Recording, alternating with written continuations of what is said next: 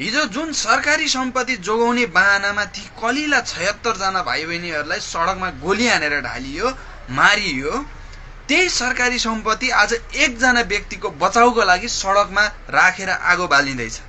यो कस्तो संस्कार हो, यो कस्तो कानुन हो र यो कस्तो नियम हो?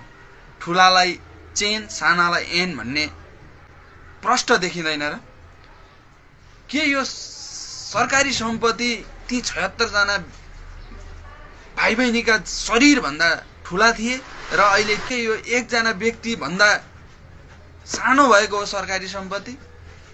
त्यति बेला त मारिएका थिए, तर अहिले मारिएको होइन, नियम कानुन अनुसार जेल लगिएको हो, त्यहाँ कानुनी प्रक्रिया हुनेछन्, भोलि दोषी ठहरिएन भने छुट्नेछन्।